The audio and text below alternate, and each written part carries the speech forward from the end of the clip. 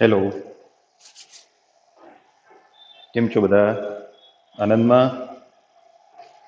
અતિવલયમાં 14મું ઉદાહરણ અને સ્વાધ્યાયના 6 દાખલાની વાત પૂરી થઈ હતી.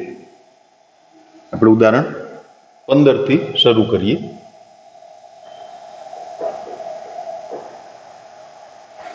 આજે એવા દાખલા કરવાના છે જેમાં અતિવલય વિશેની માહિતી આપી હોય અને અતિવલયનું સમીકરણ મેળવવાનું હોય. 15મું ઉદાહરણ, નાભીઓ 0 ± 3, એટલે એને આપણે સરખાવશું 0 ± BE સાથે, બરાબર 0 ± 3 શિરોબિંદુઓ. નાભી y અક્ષ પર હોય એટલે શિરોબિંદુઓ 0 ± B ઇક્વલ ટુ 0 ± √11/2. અતિવલયનું સમીકરણ મેળવવું છે. એટલે આપણને બી ની કિંમત મળી ગઈ અને બીઈ મળી ગયા. બીઈ બરાબર 3 અને બી બરાબર √11/2, એટલે m1 અને b² મળી ગયા. હવે ઘટે શું? a². તો ઉત્કેન્દ્રતાનું સમીકરણ a² ઇક્વલ ટુ b² કૌંસમાં e² - 1 ગુણી નાખીએ. b² e² - b². બી નું મૂલ્ય 3 છે એટલે b² e² 9 થયા, -11/4, 9 ચોક 36, 36 માંથી 11 ગયા 25/4. તો અતિવલયનું સમીકરણ. જો નાભીઓ y અક્ષ પર છે એટલે y² નો સહગુણક ધન રહીએ, એટલે y² ના છેદમાં b² માઇનસ x² ના છેદમાં a² નું મૂલ્ય, એટલે કે 4y²/11 minus 4x²/25 equal to 1. 25 લસા લઈને તમારું સમીકરણ જવાબમાં લખ્યું છે. ઓકે, સોરી, 25 ગુણ્યા 11 એટલે 25 ચોકું 100, 100y² માઇનસ 11 ચોક 44, x², 11 5 55, 22 ને 5 27, 275, 25 અને 11 નો ગુણાકાર. એટલે આ ફરજિયાત નથી. અહીંયા સુધી આવો તોય ચાલે, આ લખો તોય ચાલે, આ લખો તોય ચાલે. ઓકે, ઉદાહરણ 16.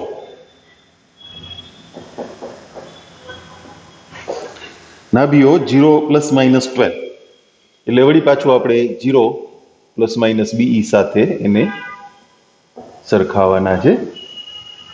0 ± 12 અને નાભિલંબની લંબાઈ, મુખ્ય અક્ષ છે એ ક્યાં છે? y અક્ષ પર.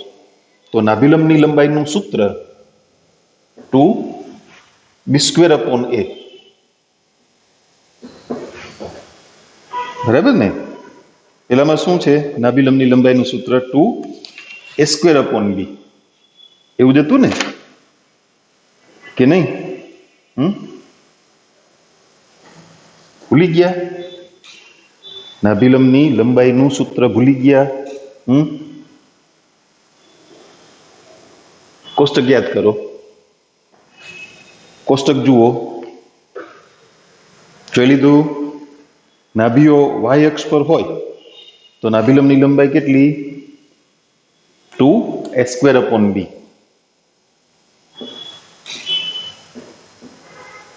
અને એ મૂલ્ય કેટલું આપ્યું છે? 36. એટલે BE બરાબર 12, a² ના છેદમાં b બરાબર 18. a² બરાબર 18 ગુણ્યા b. હવે ઉત્કેન્દ્રતાનું સમીકરણ a square equal two b square કૌંસમાં a સ્ક્વેર માઇનસ 1 ગુણી નાખ્યા ને.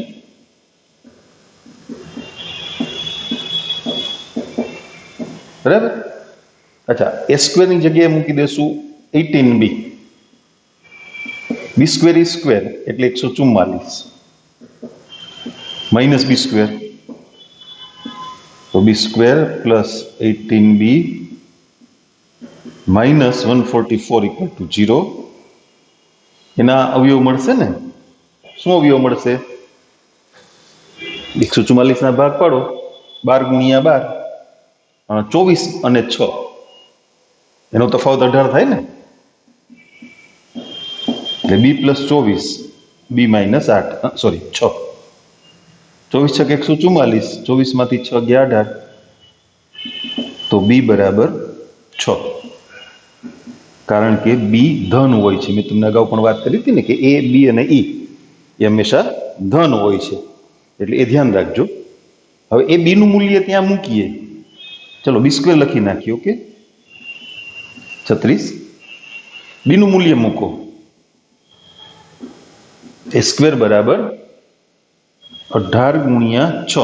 18 છક કેટલા? 108.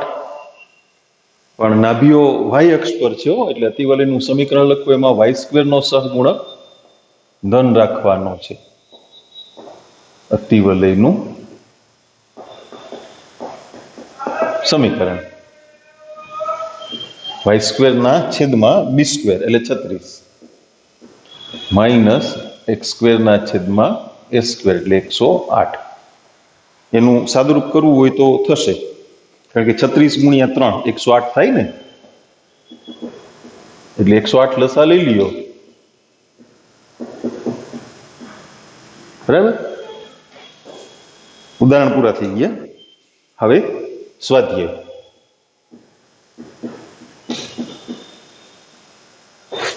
એમાં 7મા દાખલાથી આપણી વાત એ શરૂ થશે.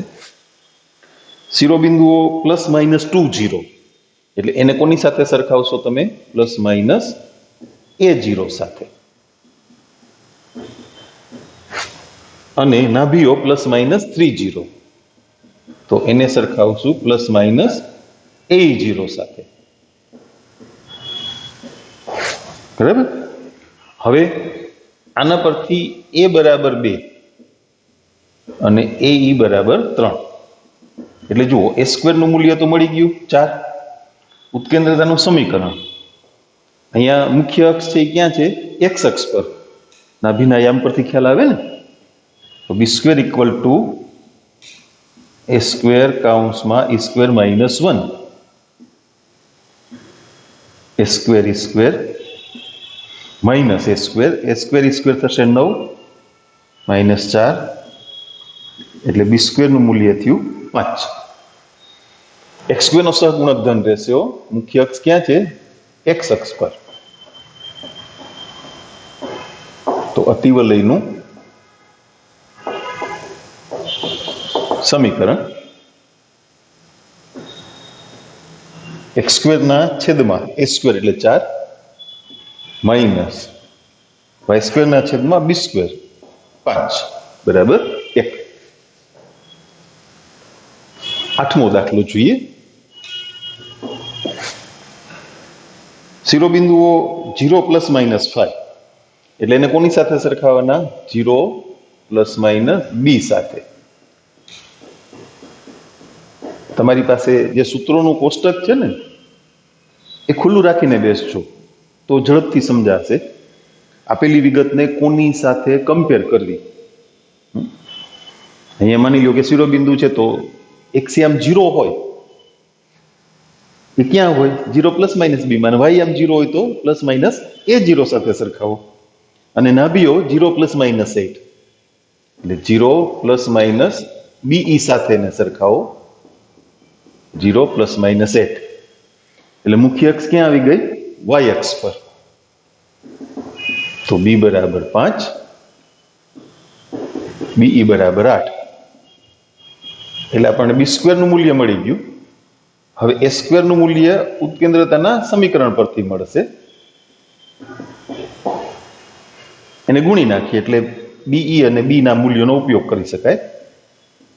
બી સ્ક્વેર ઈ સ્ક્વેર માઇનસ બી સ્ક્વેર ઈ સ્ક્વેર એટલે 64 માઇનસ 25, 25 ને 9 34, 34 ને 30 64 39. એ સ્ક્વેર તો બી સ્ક્વેર તો પેલા મળી ગયા હતા ને. મુખ્ય અક્ષ ક્યાં છે? વાય અક્ષ પર. એટલે એ પ્રમાણે સહગુણક કોનો ધન આવે? વાય સ્ક્વેરનો. તો અતિવલયનું સમીકરણ વાય સ્ક્વેર ના છેદમાં 25 માઇનસ એક્સ સ્ક્વેર ના છેદમાં 39 બરાબર 1.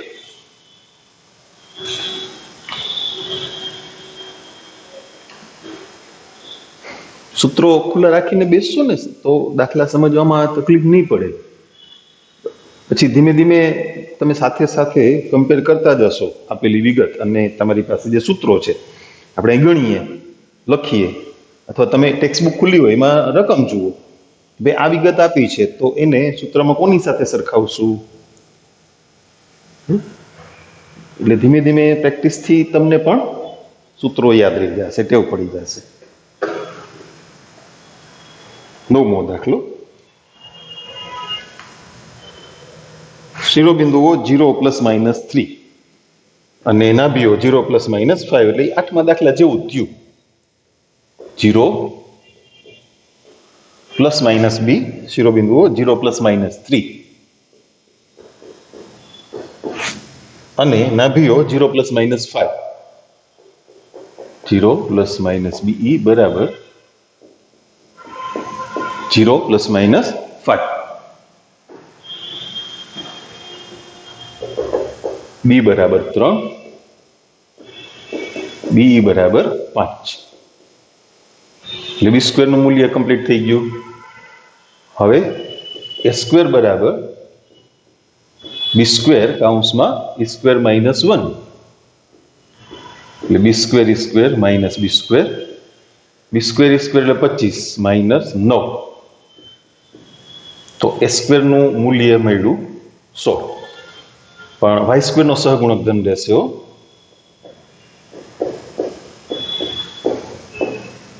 અતિવલયનું સમીકરણ વાય સ્ક્વેરના છેદમાં 9 માઇનસ એક્સ સ્ક્વેરના છેદમાં 16 બરાબર 1. 10મો દાખલો. નાભીઓ પ્લસ માઇનસ 50 એટલે કોની સાથે સરખાવાના? પ્લસ માઇનસ a0 સાથે. મુખ્ય અક્ષની લંબાઈ નાભીઓ એક્સ અક્ષ પર હોય ત્યારે મુખ્ય અક્ષની લંબાઈ કેટલી? 2a. મુખ્ય અક્ષ એક્સ અક્ષ પર આવી જાય ને, નાભીઓ એક્સ અક્ષ પર હોય ત્યારે. અને કેટલી આપી છે? 8.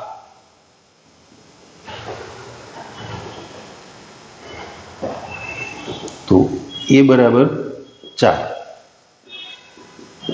એ બરાબર 5 એટલે એ સ્ક્વેરનું મૂલ્ય મળી ગયું. બી સ્ક્વેરનું મૂલ્ય કોના ઉપરથી મળશે? ઉત્કેન્દ્રતાના સમીકરણ પરથી.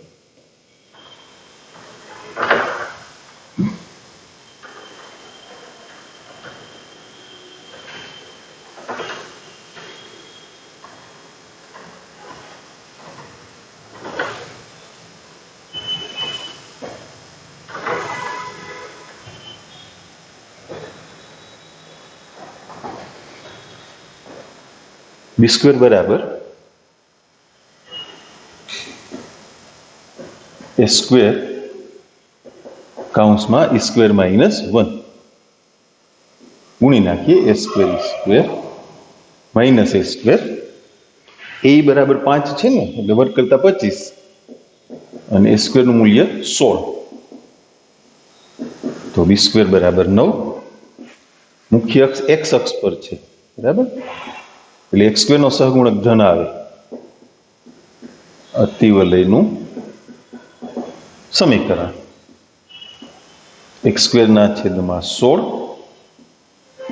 માઇનસ વાય સ્ક્વેરના છેદમાં 9 બરાબર 1. 11મો દાખલો જોઈએ. નાભીઓ 0 પ્લસ માઇનસ 13 એટલે એને કોની સાથે સરખાવવાના? 0 પ્લસ માઇનસ બીઈ સાથે. સૂત્રો ખુલ્લા રાખીને બેઠા છો ને. અનુબદ્ધ અક્ષની લંબાઈ, ત્યારે મુખ્ય અક્ષ ક્યાં છે? વાય અક્ષ પર. એટલે અનુબદ્ધ અક્ષની લંબાઈ એટલે 2a. મુખ્ય અક્ષની લંબાઈ 2b થઈ ગઈ. મુખ્ય અક્ષ વાય અક્ષ પર ગઈ ને, અને કેટલા છે? 24. એટલે a બરાબર 12, બીઈ બરાબર 13, એટલે a સ્ક્વેર બરાબર 144. હવે ઉત્કેન્દ્રતાનું સમીકરણ મૂકશું. બી સ્ક્વેર ઇક્વલ ટુ,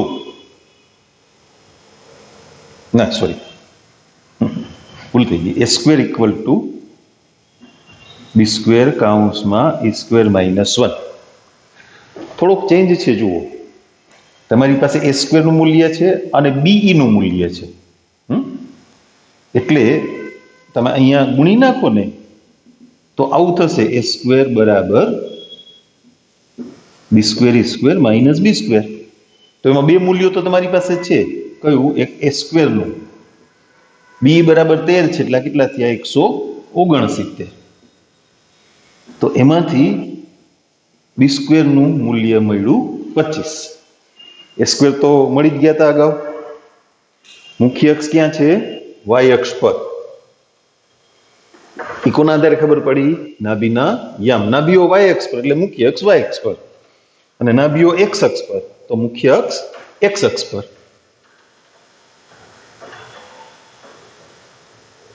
મુખ્ય અક્ષ એક્સ અક્ષ પર હોય તો એક્સ સ્ક્વેરનો સહગુણક ધન, અને મુખ્ય અક્ષ વાય અક્ષ પર હોય તો વાય સ્ક્વેરનો સહગુણક ધન. હેલું છે ને? તો અતિવલયનું સમીકરણ વાય સ્ક્વેરના છેદમાં 25 માઇનસ એક્સ સ્ક્વેરના છેદમાં 144 બરાબર 1.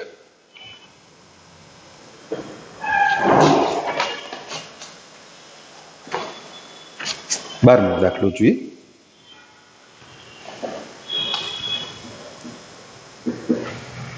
નાભીઓ પ્લસ માઇનસ 3√5 અને નાભિલંબની લંબાઈ 8.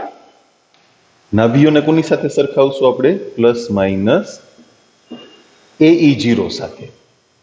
એ છે પ્લસ માઇનસ 3√5 0. નાભીઓ એક્સ અક્ષ પર છે એટલે મુખ્ય અક્ષ એક્સ અક્ષ પર આવીને, તો નાભિલંબની લંબાઈનું સૂત્ર શું? 2b²/a. 2b²/a. એ આપવું છે 8. હમણાં આપણે ઉદાહરણ ગણ્યું ને આવું, એના જેવો છે દાખલો. એટલે AE બરાબર 3√5 અને b² ઇક્વલ ટુ 4a. આ એ અહીં ગુણાકારમાં આવ્યા, બે ઉડાડી દીધા. હવે ઉત્કેન્દ્રતાનું સમીકરણ, નાભી ક્યાં છે? એક્સ અક્ષ પર. તો સમીકરણ b² ઇક્વલ ટુ a² કૌંસમાં e² માઇનસ 1. એમાં b² ની કિંમત એના સ્વરૂપમાં અને a² નું મૂલ્ય એ મૂકીએ એટલે એનું દ્વિઘાત સમીકરણ તૈયાર થઈ જશે. પેલા હું ગુણી નાખું a² થી, બરાબર. હવે b² ની કિંમત 4a, આનો વર્ગ એટલે કેટલા? 45. 3 નો વર્ગ 9 ગુણ્યા √5 નો વર્ગ 5 માઇનસ a². એને ગોઠવીએ, a² પ્લસ 4a માઇનસ 45. 9 અને 5 નો તફાવત 4 અને 9 પંચા 45, એટલે એના બે અવયવ a plus 9, a minus 5 equal to 0. તો a બરાબર 5. શું કામ? એ ધન હોય એટલે એની કિંમત -9 ના આવે. એ મળી ગયા એટલે a² મળી ગયા. માનો 25. હવે એ જે એની કિંમત મળી ને એને બી સ્ક્વેર ઇક્વલ ટુ 4a એમાં એની જગ્યાએ મૂકી દઈએ એટલે આપણને બી સ્ક્વેર મળી જશે.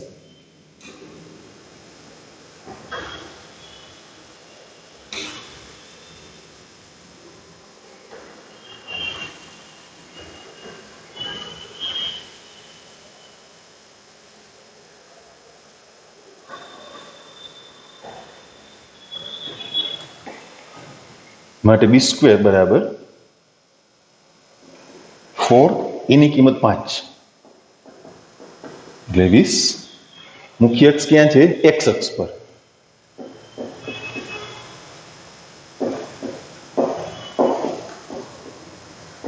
એટલે અતિવલયનું સમીકરણ એક્સ સ્ક્વેરના છેદમાં એ સ્ક્વેર માઇનસ વાય સ્ક્વેરના છેદમાં બી સ્ક્વેર બરાબર 1.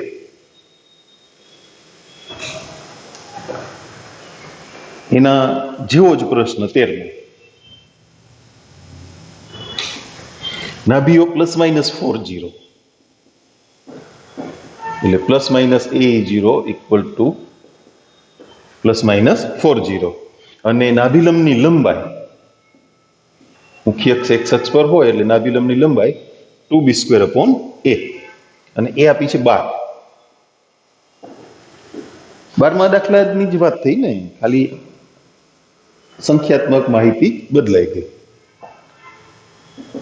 તો એ બરાબર 4 અને આમાંથી બી સ્ક્વેરનું મૂલ્ય એના સ્વરૂપમાં કેટલું તો કે 6a. બે ઉડાડી દો અને એ ગુણાકારમાં આવી ગયા. હવે ઉત્કેન્દ્રતાનું સમીકરણ મૂકશું. બી square equal to a square કાઉન્સમાં એ સ્ક્વેર માઇનસ 1. બી સ્ક્વેરની કિંમત કેટલી? 6a. અને ગુણી નાખીએ પેલા કા એ હેલું સીધું લખશું તો વળી પાછું નહીં સમજાય. તો b square equal to a square minus a square.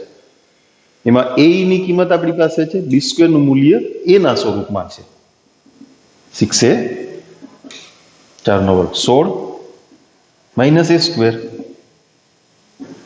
તો એ સ્ક્વેર પ્લસ 6a. અવયવ આવડશે ને? 8 દુ 16 એ પ્લસ 8 એ માઇનસ 2 એટલે એ બરાબર 2. વળી પાછું કારણ આપી દે કાં તો કે એ ધન હોય એટલે બરાબર -8 ના આવે. હવે એ મળ્યા એટલે એ સ્ક્વેર મળી ગયા, લખી નાખ્યા એ સ્ક્વેર. હવે એની જે કિંમત છે એ b square equal to 6a એમાં એની જગ્યાએ મૂકી દઈએ બરાબર.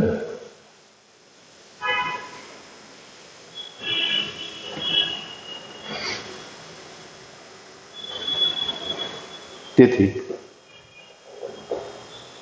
બી square equal to 6 into a એની કિંમત કેટલી? 2. 12. મુખ્ય અક્ષ ક્યાં છે? એક્સ અક્ષ પર. તો એક્સ સ્ક્વેર ધન હોય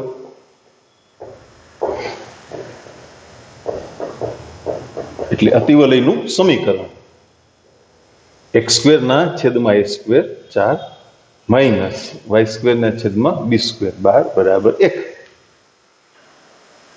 તમારે 12 લસાલીને લખવું હોય તો લખી શકો 3x square minus Y square equal to 12. એવું તમે ગમે ત્યાં કરી શકો. માનો કે અહીંયા 9x square minus 16y square equal two 144. અઘરું થાય ને, કાંઈ વાંધો નહીં. ત્યાં પણ એ જરૂરી નથી. તમે પ્રમાણિત સમીકરણમાં કિંમત મૂકી અને જવાબ લખી નાખો એટલે ચાલે. ઓકે, 14મો દાખલો જોઈએ. શિરોબિંદુઓ પ્લસ માઇનસ 7 0 એટલે એને કોની સાથે સરખાવશું? પ્લસ માઇનસ a0 સાથે. અને ઈ બરાબર 4/3. એ અને ઈ આપી દીધા છે, સરસ. તો બી મળી જશે આપણને. a equal to 7 A equal to 4/3 એટલે એ સ્ક્વેર બરાબર 49. શિરોબિંદુઓ પરથી નક્કી થઈ ગયું એ મુખ્ય અક્ષ एक्स अक्ष पर है तो b square equal to a square काउंस में ए स्क्वेर -1 ए स्क्वेर નું મૂલ્ય 49 ई નું મૂલ્ય 4/3 છે ને એટલે 16/9 -1 9 લસા લઈ લઈએ અંદર પેલા 49 16 માંથી 9 ગયા 7 7/9 કેટલા આવશે 343 7 નવા સોરી हाँ 9 9 7 63 6 7 28 6 34 बराबर 343/9 ए स्क्वेर નું મૂલ્ય 49 અને બી સ્ક્વેર નું મૂલ્ય 343/9 એ બરાબર 4/3 છે ને યસ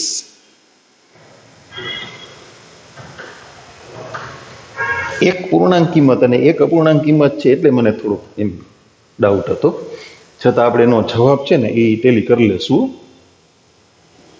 પછી લખીએ કેટલામો દાખલો છે 14મો અને સ્વાધ્યાય કેટલામો હતું 11.4 11.4 નો 14મો દાખલો જોઈએ શું કહે છે 11.4 14મો દાખલો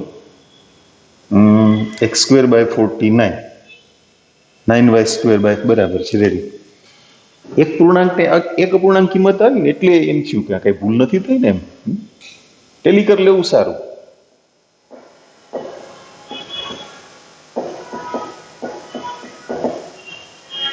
મુખ્ય અક્ષ ક્યાં છે x અક્ષ પર કોના પરથી ખબર પડી શિરોબિંદુઓ પરથી ±a0 x અક્ષ અને 0 ± b હોય તો મુખ્ય અક્ષ y અક્ષ x² ના છેદમાં 49 માઇનસ y² ના છેદમાં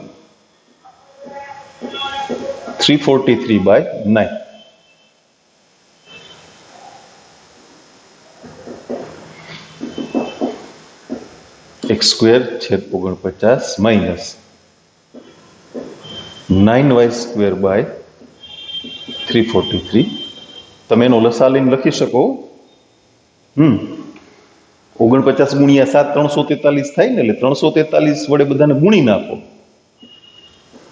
તો સમીકરણને આ રીતે લખી શકાય જરૂરી નથી ફરજિયાત નથી 15મો દાખલો જોઈએ નાભીઓ 0 ± 10 એટલે એને સરખાવશું 0 ± be સાથે 0 ± √10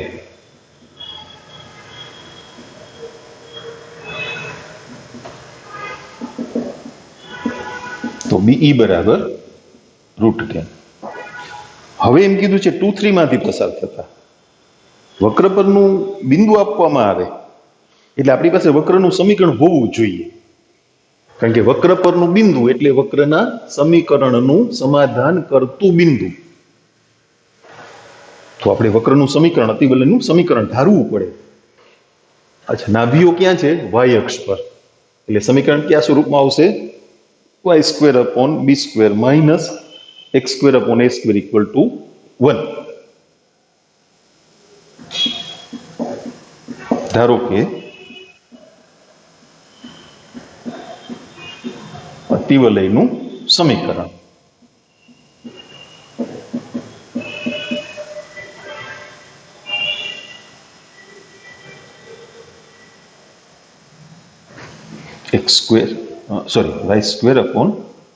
y²/b² minus x²/a² equal to 1 અતિવલય 2 3 માંથી પસાર થાય છે અતિવલય 2 3 માંથી પસાર થાય છે એટલે 2 3 નું સમાધાન કરતું બિંદુ થઈ ગયું એટલે 9/b² minus 4/a² equal to 1 હવે શું કરશું નાભીઓ y અક્ષ પર છે ને એટલે ઉત્કેન્દ્રતાનું સમીકરણ શું થાય a² બરાબર બી સ્ક્વેર કાઉન્સમાં એ સ્ક્વેર -1 બી ની કિંમત આપણી પાસે છે. આપણે એને અલગથી ગણીએ એટલે આખું સમીકરણ પાછું લખવું ના પડે. એમાં ને એમાં તમે ગણો ને તોય ચાલે, બાકીના પદ કારણ વગરના તમારે સાથે લખતા જવા પડે ને. હા, તો બી સ્ક્વેર સ્ક્વેર માઇનસ બી સ્ક્વેર, આ રૂટ 10 છે એટલે વર્ગ કેટલો થયો? 10. એને તમે ઉપરના સમીકરણમાં એ સ્ક્વેરની જગ્યાએ મૂકી દો એટલે તમારા સમીકરણમાં એક જ અજ્ઞાત રહેશે. કોણ? બી સ્ક્વેર. અચ્છા, બી સ્ક્વેરની કિંમત મૂકવી હોય તો મૂકી શકો, 10 - a સ્ક્વેર, એનાથી કાંઈ ફેર ના પડે. અને નંબર આપ્યો હાલ એટલે ખબર પડે ક્યાં કિંમત મૂકી. તો 9/b² minus 4/10 - b² equal to 1. Cross ગુણાકાર 90 minus 9b² minus 4b² equal to b² into 10 - b². એનું લસા છે, આમ સામે ગુણાકારમાં લઈ લીધો. 90 minus 13b² equal to 10b² minus b⁴. પદ ગોઠવીએ, બી ની 4 ઘાત, આ બાજુ માઇનસ થશે ને, -23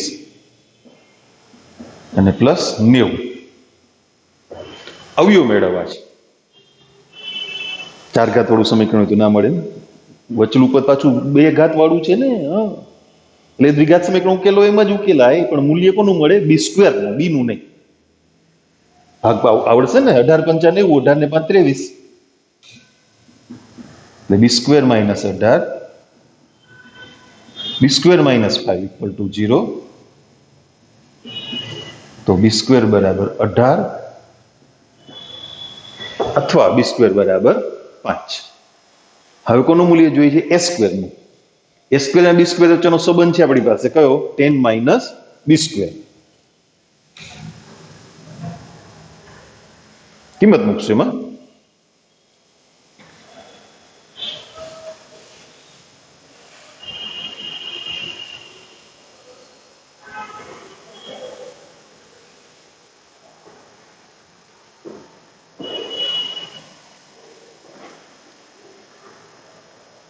a² બરાબર 10 ઓછા b². b² બરાબર 18, તો a² બરાબર -8. a² નું મૂલ્ય ઋણ હોય નહીં, શક્ય નથી. હવે b² બરાબર 5, તો a² બરાબર 5. આ ઈ ચાલે. મુખ્ય અક્ષ ક્યાં હતી? y અક્ષ પર. તો અતિવલયનું સમીકરણ y² ના છેદમાં 5, અથવા તમે એને આમ લખી શકો, y² - x² ઇક્વલ ટુ 5. અચ્છા, બીજી એક વસ્તુ તમે માર્ક કરી, આ છે ને લંબાતી વલય કહેવાય. એને બી સમાન થઈ ગયા ને. એ તમારે લખવાની જરૂર નથી, ખાલી તમારી જાણ માટે આપણે વાત કરીએ છીએ. અને કારણ કે તમારા સિલેબસમાં એટલી વાત હતી, જો a બરાબર b, તો એવા અતિવલયને લંબાતી વલય કહેવાય. બરાબર? ઓકે, ચાલો એક નાનકડા બ્રેક પછી પાછા આપણે મળીએ. ફ્રેશ થઈ જાઓ.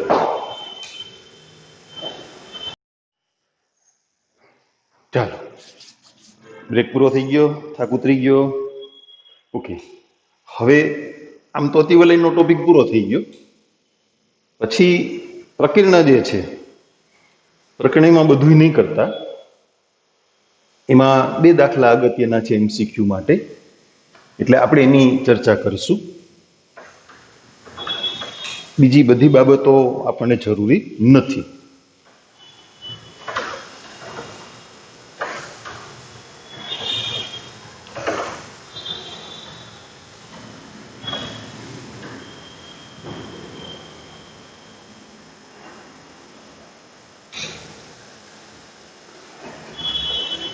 સ્વાધ્યાયમાંથી સ્વાધ્યાય 11 માંથી એક છઠ્ઠો દાખલો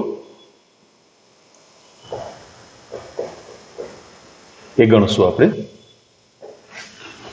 પરવલય x² = 12y ના શિરોબિંદુ અને નાભિલંબના અંત્યબિંદુથી બનતા ત્રિકોણનું ક્ષેત્રફળ શોધો.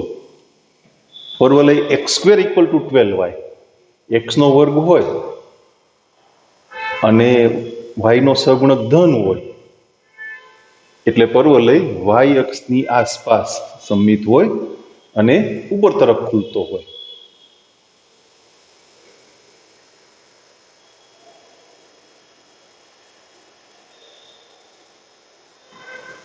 આ રીતે પરવલયનું સમીકરણ આપ્યું છે x² = 12y. ઉગમ બિંદુ O 0 0 એટલે એ શું થયું? પરવલયનું શિરોબિંદુ અને નાભિલંબના અંત્યબિંદુઓ પેલા આપણે મેળવી લઈએ. ચાલો, એક તો આપેલા સમીકરણને તમે x² = 4by સાથે સરખાવો. x² = 4by એટલે b ની કિંમત કેટલી થઈ? 3. b બરાબર 3. તો નાભિલંબના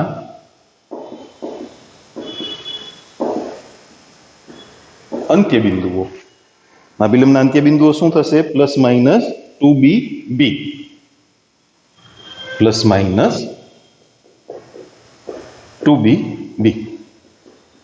એટલે +-6 3. એના વડે બનતો ત્રિકોણ. હવે આપણે આકૃતિમાં ત્રિકોણ બનાવીએ. શિરોબિંદુ અને નાભિલંબના અંત્યબિંદુઓની મદદથી રચાતો ત્રિકોણ.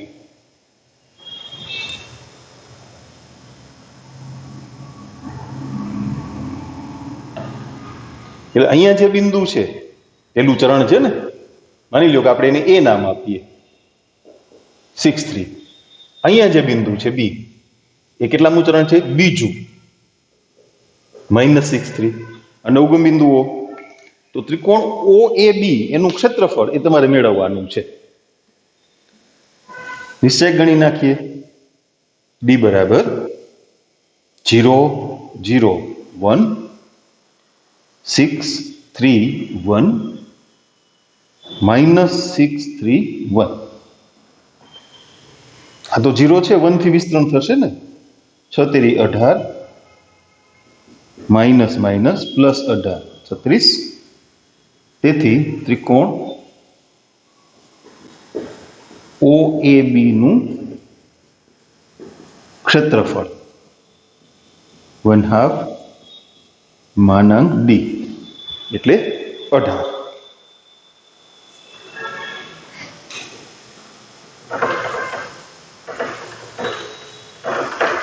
બીજો એક દાખલો આપણે ગણવો છે. જોઈએ, એને સમજી લઈએ. 8મો દાખલો.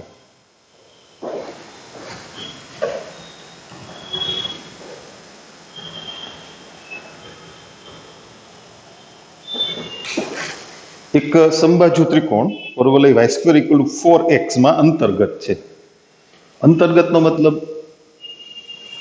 કોઈ પણ વક્રની અંદર અંતર્ગત, પછી ત્રિકોણ હોય, ચોરસ હોય, તો એના બધા શિરોબિંદુઓ જે તે વક્ર પર હોવા જોઈએ. વર્તુળમાં અંતર્ગત ત્રિકોણ એટલે ત્રિકોણના ત્રણેય શિરોબિંદુ વર્તુળ પર આવવા જોઈએ. એમ અહીંયા ત્રિકોણના ત્રણેય શિરોબિંદુ પરવલય પર આવવા જોઈએ. તેનું એક શિરોબિંદુ પરવલયનું શીર્ષ છે, તો ત્રિકોણની બાજુઓના માપ શોધો. આપણે એને પણ આકૃતિથી સમજીએ. પરવલય આપ્યો છે y² = 4ax. પ્રમાણિત પરવલય થયો ને.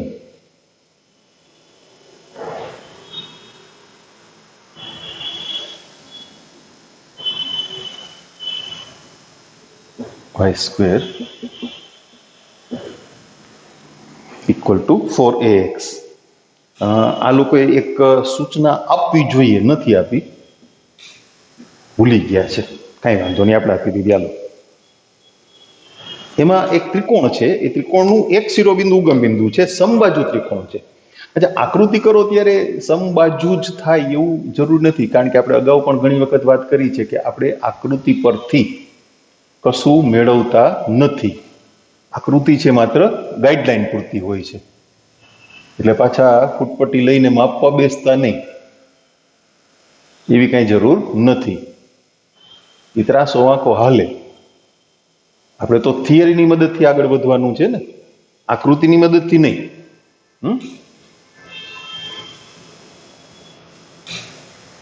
ઓકે, એનું એક શિરોબિંદુ ઉગમ બિંદુ O 0 0. આ બેને A અને B નામ આપી દઈએ આપણે, A અને B. ઓકે, આ ખૂણો કેટલો શિરોબિંદુ O આગળ? 60 અંશ, અથવા રેડિયન માપમાં π/3.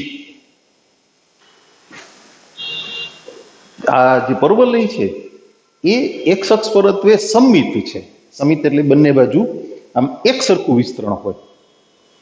એટલે જે એક અક્ષ છે ને એ પરવલયના બે ભાગ કરે, સમાન ભાગ, બે, અથવા ક્ષેત્રફળની ભાષામાં કહીએ તો આ બે સમક્ષેત્રી હોય. સમક્ષેત્રી એટલે સમાન ક્ષેત્રફળ ધરાવતા.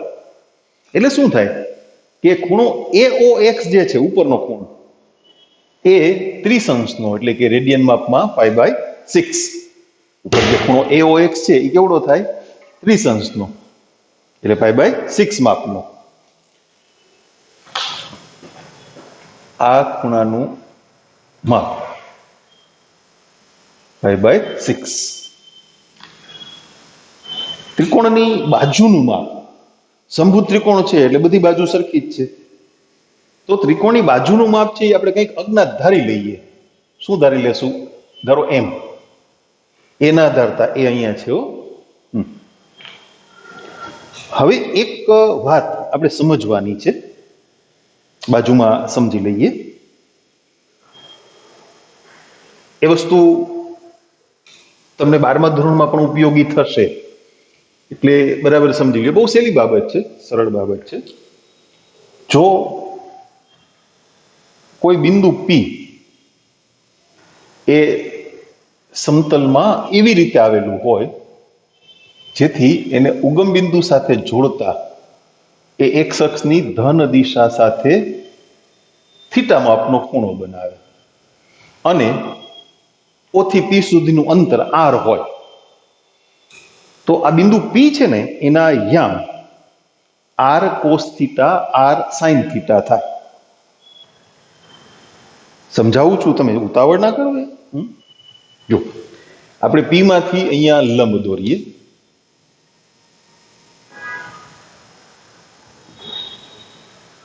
હાલો ભાઈ, સીધા હાલો, સીધા સીધા સીધા. હા,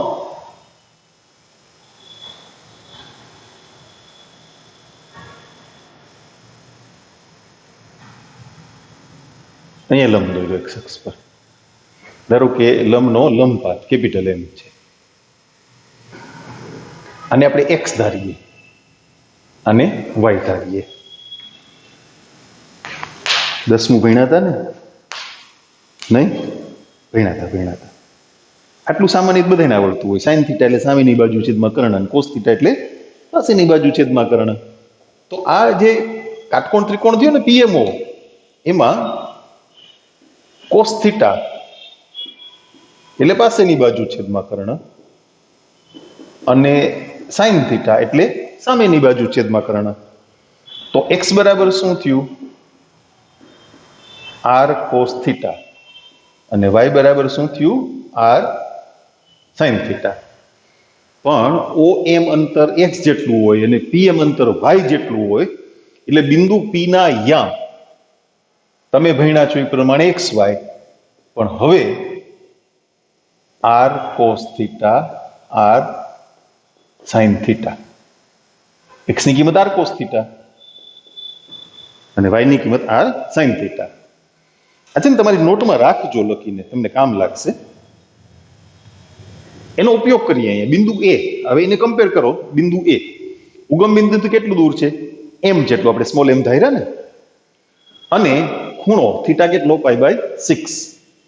તો બિંદુ એના યામ આ પ્રમાણે મળે ને. OA બરાબર એમ તથા માપ ખૂણો AOX બરાબર π/6. તો બિંદુ એ ના યામ m cos π/6 m sin π/6. cos π/6 નું મૂલ્ય તમે જાણો છો √3/2 અને sin π/6 નું મૂલ્ય 1/2. એટલે આમ થોડું વ્યવસ્થિત કરીને લખીએ √3m/2 m/2. આપણે એમ શોધવાનો છે ત્રિકોણની બાજુનું માપ. પણ આ બિંદુ એ છે એ પરવલય પર છે ને, એટલે પરવલયના સમીકરણનું સમાધાન કરે. પરંતુ બિંદુ એ પરવલય y² = 4ax પર હોવાથી બિંદુના યામ એમાં મૂકી દઈએ y² એટલે m² / 4 = 4a. m ની કિંમત √3m/2. એક m ઉડાડી દો. ત્રિકોણની બાજુનું માપ છે, શૂન્યતર જ હોય ને. ચારે અહીંયા ગુણાકારમાં લઈ જાઓ એટલે 4 ચોક 16, બે ઉડી ગયા એટલે 8 √3a. m > 0. તો ત્રિકોણની બાજુનું માપ આપણે શોધવાનું હતું ને. ત્રિકોણની બાજુનું માપ ત્રણેય બાજુ સરખી જ છે. સમભુજ ત્રિકોણ છે ને. 8 √3a. હવે તમને MCQ માં આ પ્રશ્ન પરવલય જે આપ્યો છે ને y² = 4ax એને બદલે y² = એ અજ્ઞાત ના આપે, કોઈ પણ ચોક્કસ કિંમત આપી દે એટલે એનું મૂલ્ય બદલાશે. y² = 12x આવો પરવલય આપ્યો તો એ બરાબર કેટલા? 3. તો તમારો જવાબ આવશે 8 √3 એના ગુણાકારમાં 3 એટલે 24 √3. આવા MCQ તમારે ગણવાના રહેશે. ઓકે, એટલે આપણી આ ટોપિકની વાત અહીંયા પૂરી કરીએ છીએ. પાછા મળશું ત્યારે વળી નવો ટોપિક જોઈ લે. પછી આના MCQ હવે કરવા પડશે ને.